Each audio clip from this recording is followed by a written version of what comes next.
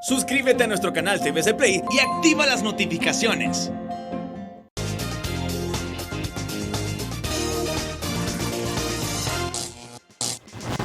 Señores, muchas gracias por este privilegio. Es un gusto saludarles cada domingo desde la pantalla líder de Televicentro. Hoy les propongo que reflexionemos desde la óptica de una científica investigadora que ha dedicado toda su vida, la fuerza de su talento a la investigación y al servicio al público desde la medicina, que reflexionemos, que apreciemos y aprendamos de sus reflexiones acerca de lo que ocurre actualmente en Honduras con la pandemia provocada por el COVID-19 y lo que se debe hacer de aquí en adelante. Todos podemos aprender para contribuir a derrotar a ese demonio que ha alterado gravemente la vida del mundo en el último año y medio. La doctora Doris Maribel Rivera Medina es nuestra invitada hoy en el programa. Esta personalidad que nos acompaña es doctora en medicina de la Universidad Nacional, especialista en pediatría, especialista en enfermedades infecciosas pediátricas de la Universidad Católica de Chile, de Santiago, licenciada en microbiología y química clínica de la universidad, labora en inversiones en investigación médica Inverime, es investigadora principal de varios estudios de varias vacunas, entre ellas la del COVID-19. Ahora, laboró como especialista en enfermedades infecciosas pediátricas en el Instituto Hondureño de Seguridad Social y en el Hospital Escuela de Tegucigalpa, además de haber servido por mucho tiempo como catedrática de la Universidad Nacional Autónoma de Honduras. Doctora Rivera, es un gusto que usted esté con nosotros. Muchísimas gracias, para mí es un placer, gracias por la invitación y gracias por la oportunidad de llegar a muchos hogares. Tengo la intención no solo de conversar, ¿qué se le ocurre que puede ocurrir con este lápiz y este lienzo en blanco que me está tentando tanto? Se me hace que va a ser una caricatura. ¿Qué le parece? Excelente. Para mí es un honor. Para mí más. ¿Tiene alguna expectativa sobre la caricatura que yo le ofrezca este domingo? ¿Quiere ponerme alguna condición, digo? No. En libertad al artista. Eso es música para mis oídos. Pero es lo único que puedo decirle, porque usted me va a sorprender a mí. Muy bien, voy a proceder con los detalles de las líneas maestras, digamos, las líneas principales del boceto previo y luego vamos a ir entintando, agregando detalles y si nos permite el tiempo agregar un poco de color para honrarla como usted se lo merece con un dibujo humorístico en este programa, doctora Rivera. Cuénteme, ¿en qué consiste su trabajo? Bueno, nosotros nos dedicamos al desarrollo de estudios clínicos. Los estudios clínicos van a ser desarrollados o van a ser diseñados por un grupo de expertos que quieren trabajar en un tópico en especial. Nuestro fuerte han sido las vacunas. Entonces llega a nosotros un protocolo, nos solicitan si lo podemos desarrollar, lo evaluamos, vemos la importancia que pueda tener en el país y pues si cumple nuestras expectativas, entonces participamos. Es decir, es una institución privada organizada por profesionales de la medicina que presta servicios a instituciones públicas o privadas que les contraten. Claro, generalmente son instituciones, lo más frecuente instituciones privadas que tienen la necesidad de desarrollar un protocolo de un estudio en particular en un país en donde ellos sepan que hay centros con experiencia. Entonces ellos buscan. Afortunadamente, pues en los años que tenemos de trabajar, que son casi 20, hemos desarrollado un nombre para el país y ellos ya saben que en Honduras se hace investigación clínica de calidad.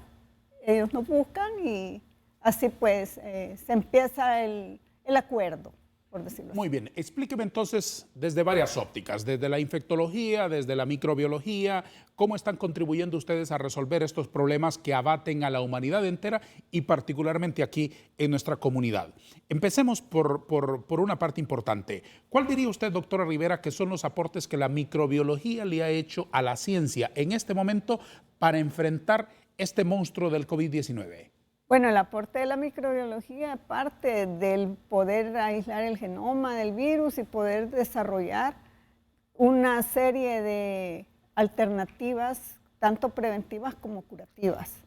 Si no se hubiese llevado a cabo ese aislamiento, el descifrar el genoma, estaríamos muy atrás de todo lo que se ha logrado. Y todavía falta mucho por poder descubrir de este monstruo, como usted lo llama, que realmente merece ese nombre. Entiendo muy bien que la contribución fue fundamental a la hora de entrar a la identidad de esa entidad para poder atacarle. Ahora, no lo hicieron de una vez y tampoco una verdad terminada, tampoco claro, completo. Es un proceso. ¿Cómo ha ido ese proceso de identificación del ataque del coronavirus para poder hacerle frente? Claro, en esto surgen incluso lo que es, podemos hablar de las vacunas, porque al identificar el genoma se pueden identificar cuáles son las proteínas que están dando más problemas, hacia dónde debe atacarse el virus para poder implementar la prevención. ¿Cómo ha sido en ese sentido la faena?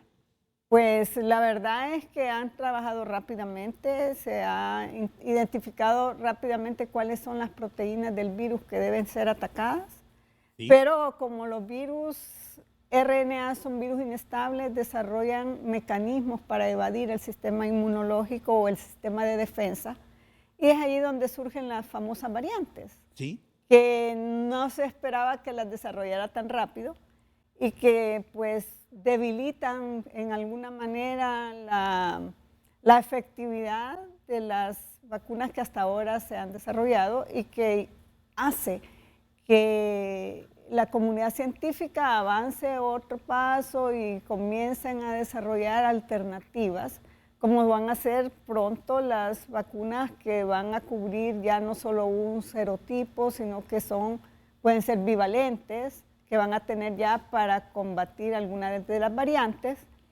y que afortunadamente se ha visto que cuando se trabaja hacia esas vacunas que son bivalentes, aunque no vaya dirigida a todas las variantes, hacen que el organismo desarrolle mayor cantidad de anticuerpos y por consiguiente más protección. Todos en este tiempo, incluso nosotros los campesinos más sencillos, hemos ido aprendiendo de lo que ustedes nos han ido explicando, que a su vez ha surgido de las investigaciones. En ese sentido, entendemos que los virus son tan diversos, tan distinta su reacción y, por supuesto, en consecuencia lógica, es muy distinto el abordaje desde la ciencia.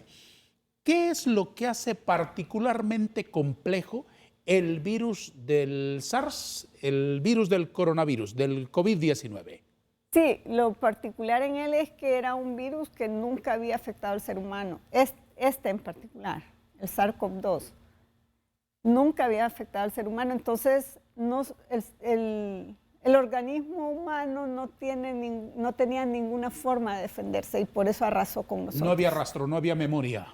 Claro, no lo conocía. Claro. Entonces, por consiguiente, no hay defensas creadas previamente, excepto aquellos que han enfermado, que han podido sobrellevar la enfermedad, entonces ya tienen ese conocimiento. Y esa es la función de la vacuna, desarrollar esas defensas que de otra manera la persona no puede desarrollar y evita de esta manera la infección grave. Porque no evita la infección en sí, pero sí evita las complicaciones graves de la enfermedad. Cuénteme lo que han ido descubriendo. ¿Qué terreno fértil, por llamarlo de alguna manera elegante, qué escenario propicio es el que encuentra este patógeno para ser tan salvaje en el organismo humano? Bueno, lo que encuentra es que como al no tener defensas el organismo, él entra a las células y lo que hacen los virus es que programan a la célula humana para que produzca partículas que le van a servir a él para después formar más virus. O sea, es como que agarra mi célula y la convierte en una fábrica de virus, por decírselo en palabras A partir de ahí la reproducción es terrible. Claro, entonces porque su organismo no tiene cómo combatirlo. Entonces, ¿cuál es el otro factor importante? Que desarrolló la habilidad de transmitirse de una persona a otra. Entonces, ahí está el problema. Si nosotros pudiésemos evitar esa transmisibilidad del virus, se limitaría. ¿Por qué es tan fácil la transmisión? Porque tiene una transmisión aérea. Entonces, si usted y yo estuviésemos más cerca y usted o yo estuviésemos infectados, No cualquiera de los dos. Para esas cosas no me ponga a mí de ejemplo. Mencione otra persona. Ok. Ni se mencione usted tampoco. Bueno, si dos personas están cerca y están infectados y uno de ellos es asintomático, entonces, si no hay una barrera suficiente, ya sea de distancia o de mascarilla, esa persona va a adquirir el virus porque no tiene, es susceptible, no tiene forma de evitar que ese virus llegue a su organismo. Y una vez que ingresa ese virus, ¿cuál es el proceso químico que se produce adentro? Adentro él se mete a una célula y es llevado al resto del organismo. Se ha visto que incluso las variantes pueden ser transportadas mucho más rápido a vía respiratoria baja. Otras, el original se queda ahí en vía respiratoria alta y ahí empieza a fabricar más y a invadir más.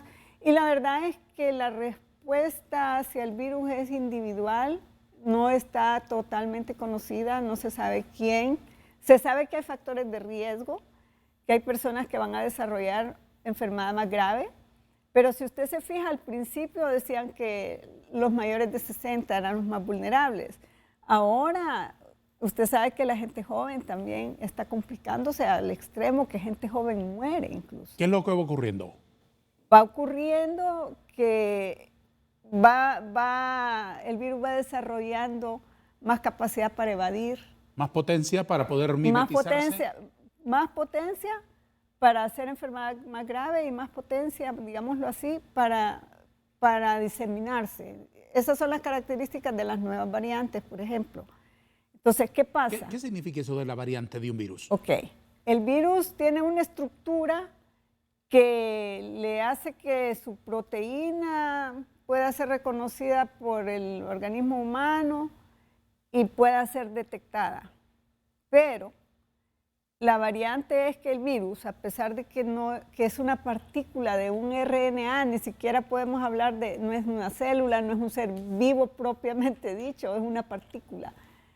Entonces, esa partícula desarrolla la habilidad de cambiar su apariencia externa de tal manera que el organismo que lo reconocía porque tenía esta forma redonda, por decírselo así, ¿Sí? ahora yo voy a hacer formas alargadas. Entonces Se ha mimetizado, ha cambiado. Claro, él cambia. ¿Exteriormente solamente? Exteriormente, y es lo suficiente para que no lo reconozca. ¿Su núcleo se mantiene idéntico? No tiene núcleo. Por no eso tiene. le decía, es que no es una célula. Entonces me voy es una partícula. Me voy a referir a su identidad. A su forma, digamos. A su identidad Esa genética. Identidad, sí, a su identidad genética se mantiene. Se mantiene. Y solo cambia su apariencia ¿Y externa. eso le permite evadir el ataque del antivirus?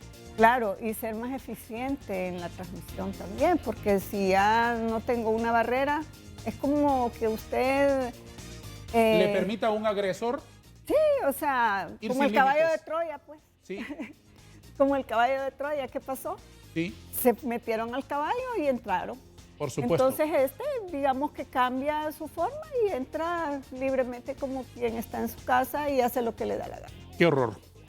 Voy a pedir que Entonces- siga ilustrándonos después de una pausa, si le parece. Vamos a darle la palabra a nuestros anunciantes. Anuncios y promociones en un breve corte.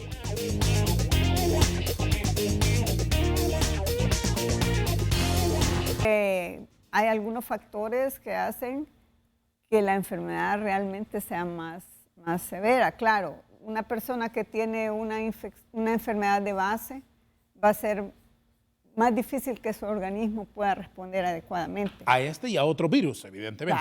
Claro. ¿Cuáles son esas enfermedades de base? Bueno, una es la obesidad, porque en la obesidad se acompaña de lo que se conoce como síndrome metabólico. Tiene alterado toda su metabolismo en general. Sí. Entonces, allí la respuesta no va a ser la misma que una persona que tiene un metabolismo estable. Enfermedades como la diabetes, hipertensión, que muchas veces también van ligadas a la obesidad. Puede ser que esos sean los factores también predisponentes. Obviamente, enfermedades respiratorias crónicas, tabaquismo que afecta también el sistema respiratorio de base. Básicamente son estas enfermedades que hacen que el ser humano sea más vulnerable. ¿Qué ocurre con los niños frente al coronavirus? Bueno, inicialmente se esperaba o se decía que los niños solo iban a ser portadores asintomáticos. De hecho, lo son, y especialmente entre más pequeños, pues puede ser que no desarrollen la enfermedad, pero sí pueden portar el virus, y es por eso que los niños pequeños, aprovecho, porque vamos a hablar también de los consejos, aprovecho para aconsejar a los padres, que si no es necesario sacar a un niño pequeño que no puede usar mascarilla, estamos hablando de un menor de 2 años, no lo saquen, porque el niño anda vulnerable. ¿No lo saque de dónde? ¿De la casa? Sí, si no lo necesita no lo sacar, exponga. no lo exponga. Sí. Porque imagínese que usted va al supermercado, va a los moles y ve gente con niños en cochecitos, sin mascarilla, exponiéndolos de manera no necesaria, Sí. innecesaria.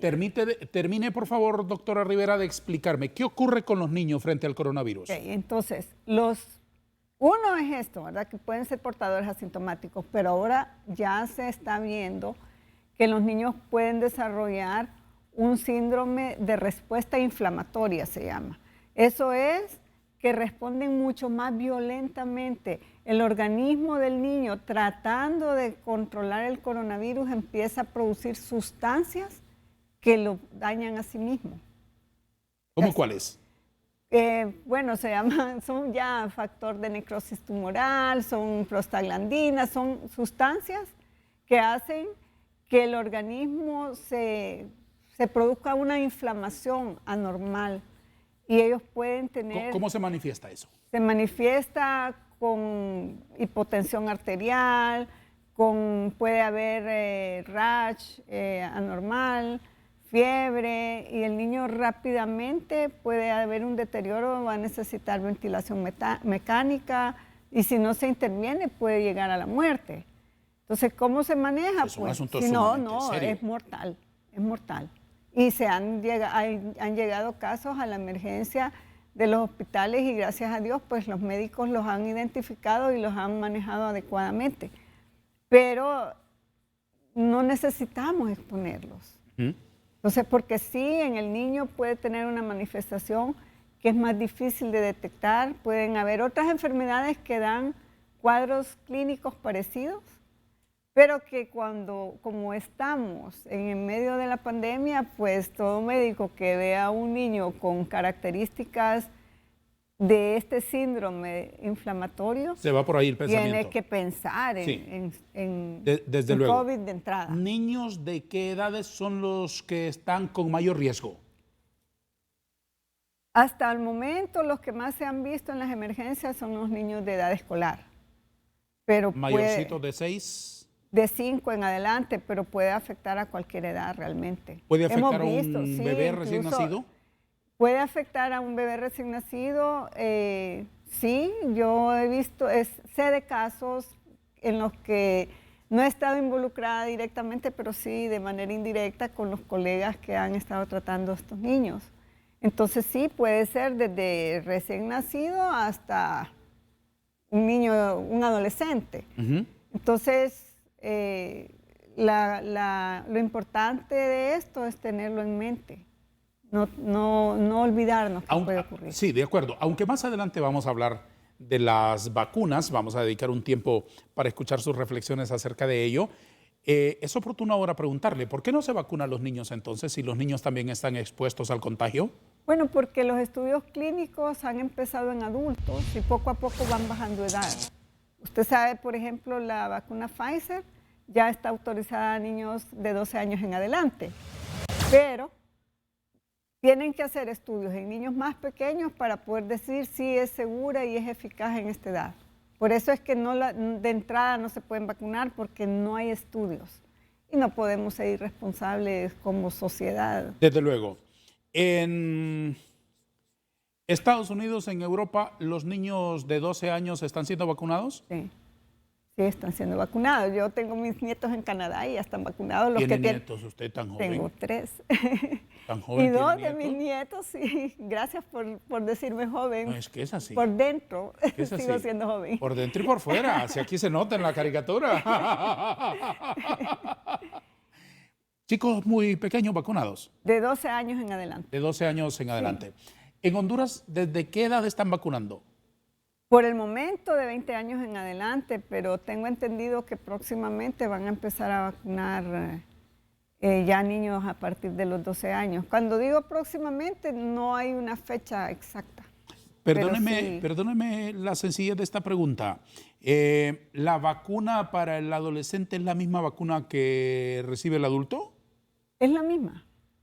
Lo único que, como le digo, no son todas las que se pueden aplicar ahora en el niño o adolescente porque no tienen estudios. Todas las vacunas que están ahora, los estudios empezaron a partir de los 18 años. Hay unas cuantas que creo que empezaron incluso con menores de 16 años.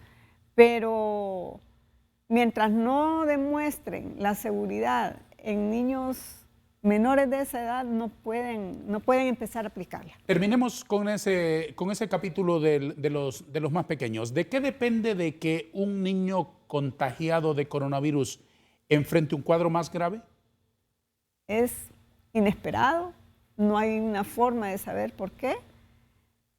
Posiblemente el saludable incluso reacciona más enérgicamente que el niño vulnerable. La verdad es que todavía no hay una caracterización que permita prever cuáles son los niños que se van a complicar o no. ¿Qué debe hacer un padre con ciertas señales de alteración de la salud de su pequeño? Consultar a un pediatra. Correr. Sí. Y consultar a un especialista en pediatría. Sin detrimento de los colegas que son médicos generales, pero 3 años más de especializarse en niños le hacen a usted que tenga un ojo clínico más desarrollado. De acuerdo, lo entiendo muy bien. Déjeme aprovechar, ya que menciona pediatra, siempre surge en mi cabeza 2 nombres y saludar a 2 grandes profesionales de la pediatría en Honduras. La doctora Teresa Lanza y el doctor... ¿Es amiga suya? Es mi compañera de promoción. Ah, mire. Así es que le extiendo mi saludo también a Teresita. Una maravilla de profesional. Y al doctor Wilmer Madrid. ¿Los conoce también? Los 2 fueron mis compañeros. Somos compañeros de promoción de pediatría. Mire, nos graduamos juntos. Son maravillosos profesionales. Sí. Son maravillosos. Sí, yo los conozco de cerca. Conozco un par de pacientes de ambos que con una mirada los curan. Con una mirada. Saludos a ambos.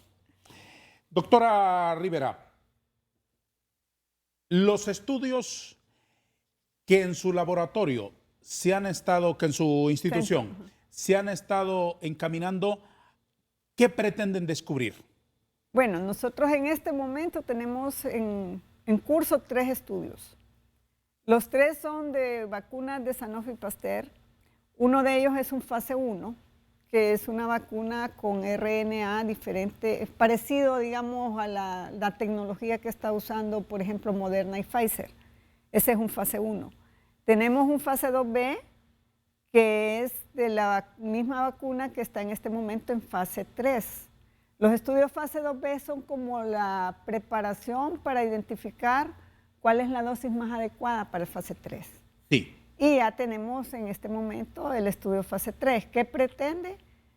Pues introducir una nueva vacuna al grupo de las ya existentes, porque todavía hacen falta más vacunas. Usted ve el estrés que se genera porque las vacunas no las quieren vender, por esto, por el otro, porque no hay suficientes para desarrollo, no ha habido suficientes vacunas para cubrir la población mundial. Entonces todavía hay cabida para que surjan más vacunas. ¿Las vacunas de distintos laboratorios son igualmente efectivas?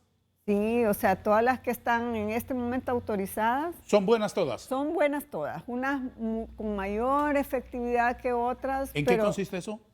En que, digamos que cuando se hace ¿Por el qué estudio, se sonríe, perdón? No, porque explicarlo no es fácil para que todos lo comprendan. Yo sé que usted lo puede comprender fácil. No, tradúzcamelo. Tradúzcamelo al lenguaje más sencillo, por favor, para entenderlo. Entonces, la eficacia se mide cuando yo hago un estudio clínico de una vacuna. Yo tengo un grupo vacunado y un grupo comparador. El grupo vacunado es el que está recibiendo el producto que yo quiero y el comparador, generalmente, y en todas estas que están autorizadas, es una sustancia que recibe el nombre de placebo, que generalmente puede ser simplemente solución salina o en términos normales agua con sal. O sea, no tiene ningún efecto sobre el organismo. Entonces, la persona que participa en el estudio sabe que puede recibir la vacuna o el placebo. Ellos están enterados desde el inicio. Estos grupos son sometidos a un estudio que lleva parámetros estrictos para que todos estén sometidos bajo las mismas condiciones, por decirlo así. ¿Qué va a ocurrir ahí? Va a ocurrir que lo que se espera, ¿verdad? Que el vacunado o no se infecte, o si se infecta, tenga una infección más leve. Sí. Y que el placebo es el curso natural de lo que ocurriría con la persona si no recibe lo normal, porque no está recibiendo nada. Sí. Entonces, en todos los estudios se les hace ver eso, se les hace ver que tienen que seguir todas las medidas y aprovecho así un tip ahí, aunque estemos vacunados, tenemos que seguir con todas las medidas de prevención. Entonces, se hace seguimiento de esas personas y se hace una comparación en los dos grupos y entonces van a haber unos que van a enfermar y después se hace el análisis. ¿En qué grupos se enfermaron más? ¿Cómo fue la gravedad de las enfermedades y todo? Entonces, eficacia es decir, esta vacuna previno tal porcentaje de hospitalizaciones o de muerte, digamos. ¿La vacuna de la primera dosis es igual a la segunda? ¿Es lo mismo aplicarse una vacuna de una marca, la primera, y una vacuna de la segunda en la segunda ocasión? Me lo responde después de que tengan la palabra nuestros anunciantes, ¿le parece? Ok, lo voy a retar. Este es el programa Vanegas, un foro donde la inteligencia de nuestros invitados brilla y es compartida con toda la sociedad hondureña que tiene la gentileza de acompañarnos cada domingo después de Noche de Gala por Canal 5 y cada domingo a las 5 de la tarde por la pantalla de Telesistema Informativo. Y esa conversación nos encargamos aquí con el amable permiso de nuestra teleaudiencia y con la simpatía de muchos. La acompañamos con el buen humor de una caricatura en vivo, un dibujo que estoy elaborando en la medida va transcurriendo la plática y obviamente con mis limitadas posibilidades, pero hago el esfuerzo por estar a la altura de sus expectativas.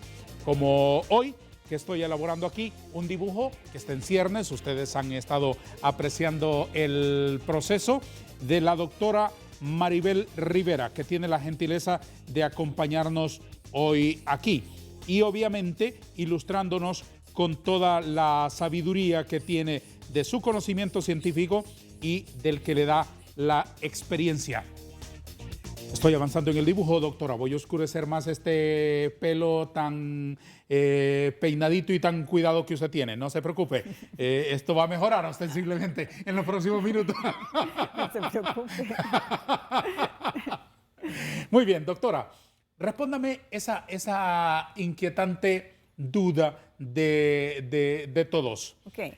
¿En qué consiste la vacuna de la primera dosis y la segunda? ¿Son diferentes? No, excepto en la Sputnik. En las otras es la misma, exactamente el mismo componente que se le pone en la primera dosis, se pone en la segunda. El mismo componente y la misma dosis. La misma dosis. Es igualita. Exacta. ¿Por qué?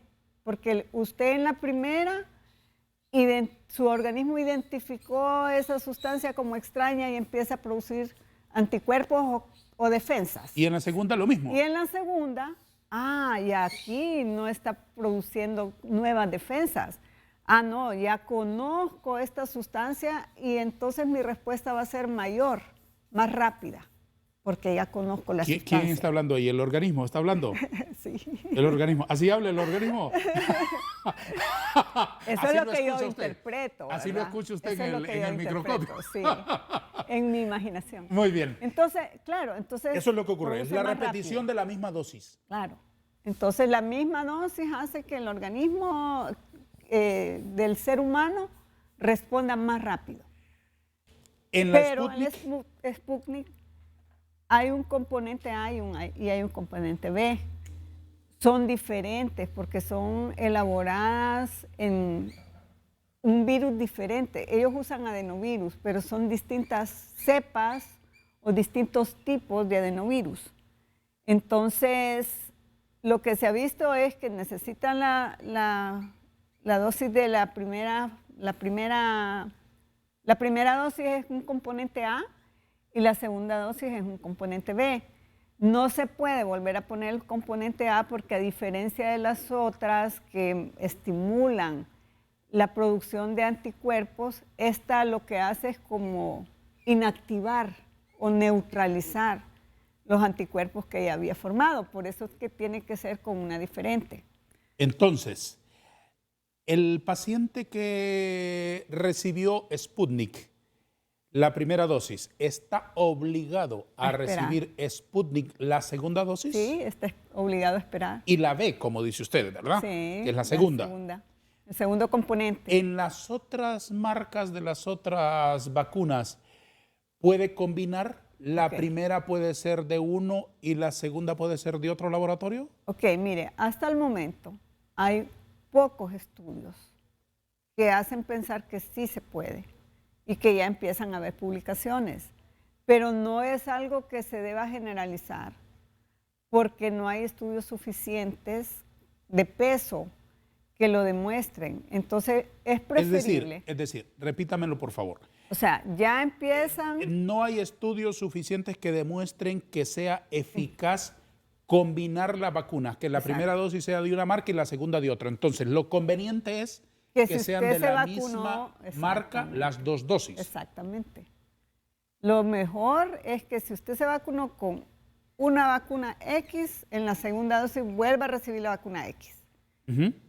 Hay muchos que han estado siendo creativos, que no, póngase la X y después se pone la Y porque le va a ir mejor. Hay algunos estudios ya que están demostrando eso, pero mientras no haya una demostración real y un seguimiento a esas personas, es mejor que evitemos estar haciendo esas combinaciones. Nos volvemos muy creativos. En nuestro medio hay gente que ha recibido 2 dosis y que va incluso a recibir una tercera de otra vacuna en el pensamiento de que eso le va a aumentar las defensas. Pero es mejor esperar resultados, esperar recomendaciones, porque a veces lo que pareciera ser bueno puede No ser resulta así, contraproducente. no resulta Entonces así. mejor esperar los estudios. Claro. Ahora, ¿por qué en algunos laboratorios se está hablando de una tercera dosis? Sí, es probable. Lo más seguro es que vamos a necesitar refuerzos. Y sabe que no es que yo esté adivinando ni nada, pero esta vacuna contra coronavirus va a terminar siendo muy probablemente igual que la influenza. Usted sabe que la vacuna de influenza tenemos que estarla aplicando anualmente. Sí. Y que hay una vigilancia de la OMS para saber cuáles son los serotipos del virus que están circulando para poder decir este año formulen la vacuna con estos y estos serotipos, porque estos son los que van a estar más frecuentes. Para ir actualizando la Para ir vacunación en cada actualizando y paciente. por eso se hace cada año. ¿Lo mismo va a ocurrir con el coronavirus? Probablemente. Yo no lo puedo asegurar, pero pareciera tener esa misma tendencia por las mutaciones, porque las mutaciones son muy frecuentes. Muy bien. ¿Qué es lo que ha ocurrido en Honduras con la Sputnik? Bueno, el problema es que la primera dotación de vacunas, que fueron las 40,000 famosas, solo trajeron el primer componente. Y tengo entendido... ¿Por qué no trajeron los dos? Ahí lo ignoro. Muy bien. Pero la verdad que debieron, cuando hicieron la compra, debieron garantizar las 2 dosis. Eso Claro. sí lo puedo decir así como enérgicamente. Sí. Pero ¿por qué? No lo sé, pero debieron hacerlo. Entonces, ¿qué está pasando ahora? Lo que entiendo yo es que el gobierno ruso está garantizando sus dosis a su población o a los otros compromisos que puedan tener. Claro. Y están posponiendo la entrega de la segunda dosis. Lo ideal era que vinieran las dos. Completo. Sí. Completo. Que Es sirviera como... de algo el viajecito a Moscú de la delegación del gobierno, algo más que para ir a hacerse el selfie a la Plaza Roja, ¿no? Por supuesto. Es como, por ejemplo, el hecho de que usted sabe que por el momento van más de 1.200.000 dosis aplicadas, pero de las cuales la mayoría son dosis 1, la primera dosis. Sí. Necesitamos garantizar las 2 dosis. O sea, sí está bien que expandamos y que vacunemos a la mayor cantidad de personas posible, pero con una dosis no estamos cubriendo las necesidades. Entonces, es importante y creo que el gobierno, gracias a Dios, lo entendió al final, porque se acuerda que habían dicho que iban a esperar 3 meses para la segunda y que se fueron hacia atrás y dijeron, bueno, vamos a respetar los plazos, porque entendieron que lo que necesitamos sí es mayor cantidad de personas vacunadas, pero con esquema completo. ¿Cuál es la importancia del plazo entre la primera dosis y la segunda? El reducir la vulnerabilidad de las personas, porque realmente entre una dosis y otra, el hecho de que transcurra más tiempo no es que pierde la efectividad, pero lo mantiene vulnerable a la persona que no ha recibido esa segunda dosis. Porque con la primera solo hay una protección parcial, podríamos decirlo. Entonces se necesita la segunda dosis para que realmente alcance la eficacia que se espera de esa vacuna. ¿Cuál es el intervalo ideal? Depende de la vacuna, pero la mayor parte está entre 21 y 28 días. Algunos hablan incluso un máximo de 8 semanas. O sea, 2 meses. ¿Por qué varía entre una marca y otra ese intervalo? Porque el diseño del estudio, al momento de desarrollar esa vacuna en particular, ellos lo hicieron en ese periodo. Y lo hicieron porque los estudios preliminares que ellos tenían les van dando, al principio, las primeras fases de los estudios, les hacen varios ensayos y comprueban cuál es el que da mayor respuesta. Y como aquí se trata de acortar, en la medida de lo posible se trata de acortar los tiempos de vacunación porque esos son los que realmente van a proteger a la población. Entonces, no lo acortan más por lo que le decía, interferencia de las defensas, pero se sabe que el más corto es 21 días. De ahí en adelante usted lo puede prolongar en las vacunas. Realmente esa memoria inmunológica o esa memoria de sus defensas queda ahí y aunque usted se pase mucho tiempo en la primera dosis y la segunda, su sistema inmunológico siempre la va a reconocer. Entonces, desde ese punto de vista, no deberíamos temer que no va a responder a la vacuna. Pero si hay temor de que esa persona no está protegida, y que entre más tiempo pasemos sin protección, más desarrollo de variantes, etcétera, etcétera. Ahí es donde está el problema. ¿Qué ocurre con ese tema que ahora usted toca? ¿Qué ocurre con las variantes? Ocurre que entre más estemos expuestos al En primer virus, lugar, ¿qué es una variante? Ok, lo que le decía que es el virus que cambia su apariencia externa para evadir. ¿Cuántas se producen? Ahora hay varias, se habla de la alfa, la beta, la delta, que es la que está ahora más de moda, y dentro de esas hay varias diferencias, hay muchas. Eso es que el virus cambió. Cambió. ¿Y qué ocurre en la enfermedad propiamente? ¿Cómo se nota de un paciente que tiene un tipo del virus a un paciente que tiene una variante de ese mismo virus? Lo que se está viendo con estas variantes es que se vuelven más contagiosas. Y ¿Más fáciles de transmitirse? Más fáciles de transmitir.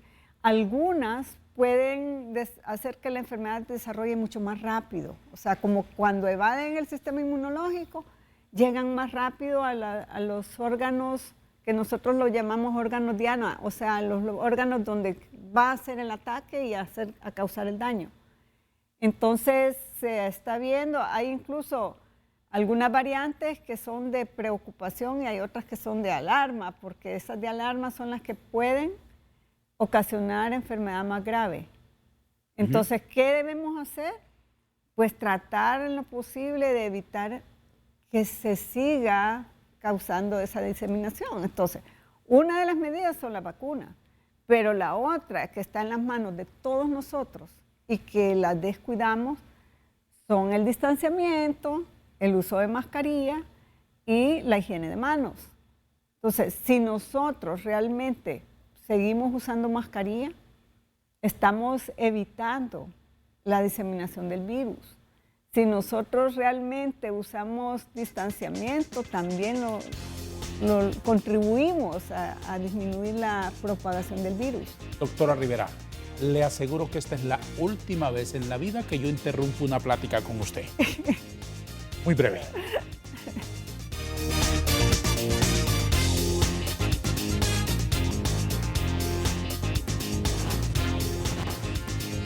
Doctora, ¿en qué circunstancias se encuentran o en qué estado los estudios que están realizando en este momento ustedes? Bueno, en este momento el estudio fase 3 está en proceso de inclusión de participantes. Estamos trabajando en Tegucigalpa, en Inverime, y en San Pedro Sula, en Demédica, que lo dirige el doctor Agustín Bueso. Y en los dos lugares estamos incluyendo participantes. Estamos incluyendo personas a partir de los 21 años.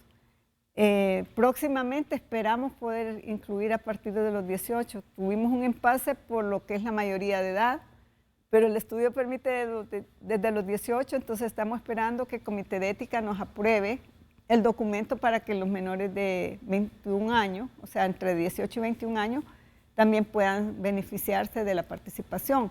¿Por qué digo beneficiarte? Porque, como le explicaba, en los estudios clínicos una persona va a recibir placebo y otros van a recibir la vacuna. ¿Qué es lo bueno en este? Es que antes de que finalice el año, cuando la vacuna ya esté aprobada, los que recibieron placebo van a recibir la vacuna. Y los que recibieron la vacuna van a recibir placebo porque la idea es que no se rompa lo que se conoce como ciego, que nadie sepa qué recibió, para no predisponer los resultados. Estamos hablando de la investigación de una nueva vacuna de un laboratorio específico. De Sanofi Pasteur, que va combinado con un componente que es de GlaxoSmithKline, dos grandes productores de vacunas. Entonces, hablando de ellos, hablando de las farmacéuticas, ¿puede usted hacerme un breve comentario sobre el aporte que las farmacéuticas le han hecho a la sociedad hondureña concretamente en este tiempo de pandemia? Bueno, en este tiempo de pandemia, el hecho de que se hayan intensificado los trabajos para el desarrollo de las vacunas, porque en todo tiempo las vacunas han sido el arma más efectiva para controlar las pandemias. Desde la historia de la humanidad, ahí tenemos la viruela, sí, que incluso está erradicada gracias a las vacunas. Sí. Entonces, realmente el aporte es precisamente dar lo mejor de sus científicos para el desarrollo de moléculas que van a permitir abortar las pandemias. O sea, no es un aporte directo en el sentido de que no van a donar vacunas, porque tampoco vamos a decir, son farmacéuticas, son entidades comerciales. Pero lo bueno es que abocan todos sus esfuerzos para desarrollar este tipo de armas para controlar las pandemias. Como investigadora, ¿qué opina usted de la intercambiabilidad de los medicamentos? En general, medicamentos en general, sí, mire, la verdad es que en nuestro medio eso es bien peligroso. Usted va a una farmacia con una receta y en la farmacia le cambian al producto que ellos quieren. Y por eso le pregunto, sí, porque usted no es una investigadora científica y sabe muy bien los límites que no hay que pasar. Sí, entonces, mire, hay moléculas que se conoce como bioequivalentes, que han sido estudiadas en todos sus efectos y son idénticas a la original, pero hay copias también. Y las copias Nunca son no iguales garantizan. al original. No, la verdad que las copias De no acuerdo. tienen. Y entonces es peligroso. Si a usted le recetan un medicamento X y no tiene en la farmacia, llame a su médico y consúltele antes de aceptar que le Me cambien parece la farmacia. valiosísimo ese consejo, porque ocurre con, Sí, con mucha frecuencia. cotidiana frecuencia. Incluso yo voy a ¿Sí? la farmacia y yo no digo soy médico y me quieren cambiar ¿Sí? lo que yo voy a buscar. Entonces, ¿Sí? no, yo quiero tal. Porque si no, está poniendo en riesgo su salud. Explíquemelo, ¿cómo? ¿Cómo? Porque la copia no necesariamente va a tener la misma concentración de la molécula activa, no tiene la garantía de que no va a tener los mismos, no va a tener, o puede tener, mejor dicho, efectos adversos indeseables. Entonces, usted piensa que está tomando un producto, pero no sabe realmente qué le llega. ¿Y por qué lo hacen? ¿Por razones económicas, será? ¿Por qué? ¿Por vender lo que ellos tienen en la farmacia? Hacen por vender, porque hay ciertas farmacias que yo le puedo decir, X farmacia siempre le van a recetar el producto de X farmacéutica, aunque tengan la molécula original, siempre ay, mire, es más barato este. Porque tienen, o sea, usted puede ligar ciertas farmacias con ciertos productos incluso. Ujú. La lógica le dice que es porque hay algún beneficio. No ¿Qué creo que sea consecuencia? por el bien del paciente. Sí, por supuesto. ¿Qué consecuencias tiene en la salud del paciente estar sujetos a que cuando llega a la ventanilla le diga, mire, no tenemos la que el médico le recetó, pero este le puede funcionar bien? Puede estar engañado. Enfermedades como hipertensión arterial, por ejemplo, que es un enemigo silencioso, que no tiene síntomas, usted puede, bueno, no lo va a poner usted, la persona puede. A mí no me ponga de Sí, ejemplo sí. cuando se trata de enfermarse. La persona piensa que está controlando su enfermedad porque está tomando su medicamento y quizá ese medicamento no tiene la misma potencia del original y su presión puede estar saliéndose Desde del luego. control. Muy bien. Entonces, por ejemplo. Es responsabilidad de los padres, sobre todo, cuidar la salud de sus hijos con eso y no sacrificar El bolsillo. el niño por el no bolsillo. sacrificar exactamente El la niño. salud del niño, del menor o de cualquier otro integrante de la familia porque le vengan a decir este es más barato, mire que aquí que allá. No, con eso creo que no se No debe se juega. jugar. Finalmente, doctora Rivera, ¿cómo ha visto usted el manejo de la pandemia de parte del gobierno? Errática. Realmente errática. Porque, ¿Cuáles han sido las principales metidas de pata, por así decirlo? bueno, es que creo que no ha habido un plan estructurado para anticipar.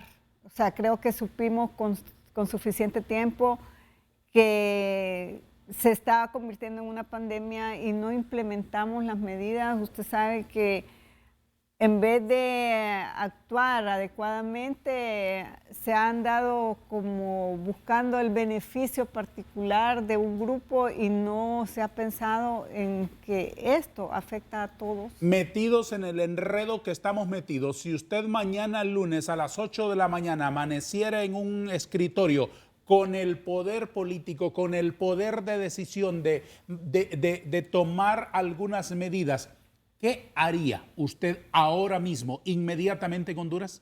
Primero, educación a las personas. Creo que hemos descuidado la educación a las personas. Las personas creen que ya pasó la pandemia, creen que porque me puse una dosis de vacuna ya estoy libre y creen que esta es una fábula.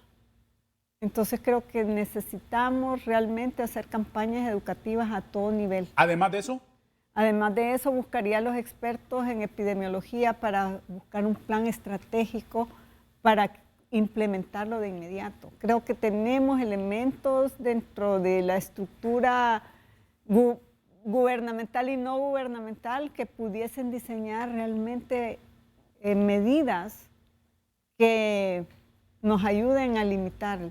doctora Maribel Rivera, tengo una caricatura para usted que voy a compartir con los espectadores. Estoy compartiendo con ustedes el dibujo humorístico con el que honramos la presencia de nuestra interlocutora, la doctora Maribel Rivera. La coloco en sus manos y cruzo todos mis dedos para escuchar su opinión. Muy bien, muchas gracias. ¿Qué le parece? Bien, excelente. ¿Se siente bien Sí. representada? Sí, por supuesto. Agradezco mucho, doctora, su presencia con nosotros. Déjeme una palabra como respuesta a estas últimas inquietudes. ¿Quién cuida de la salud de nuestros niños en Honduras? Generalmente las abuelas. ¿Qué aportan las farmacéuticas? Aportan medidas de prevención como las vacunas. ¿Cómo califica el papel del gobierno en una escala de 1 a 10? Yo creo que 3, 2. ¿Qué es lo mejor de ser médico en estos tiempos difíciles? Poder contribuir a la salud de las personas. ¿Cómo son los procesos de investigación científica? Son serios, comprometidos. ¿Qué es la ética? La ética es velar por la beneficencia y no maleficencia de las personas, o sea, que las cosas se hagan de la manera correcta, con justicia. ¿Dónde están los límites de la ciencia? ¿Dónde están? En esos, en la falta de ética, diría yo, o en la, ¿cómo le digo? El compromiso quizá con el bienestar de la humanidad. ¿Qué haría usted si hoy fuera la ministra? ¿Qué haría? Reunir expertos y diseñar medidas que realmente pudiesen rescatar lo que tenemos en este momento. ¿Quién le simpatiza a usted para próximo presidente? Por el momento no tengo una definición. ¿Cómo son estos tiempos para los profesionales de la medicina? Estresantes, difíciles. Son difíciles y retadores. Por supuesto. Le agradezco por haber estado con nosotros. Espero que se haya sentido cómoda. Claro, claro que sí. Muchas gracias. Y le espero cuando usted quiera venir. Las puertas están abiertas. Muchas gracias. Gracias, doctora Maribel Rivera. Muchos éxitos siempre. A todos también. Gracias. Adiós.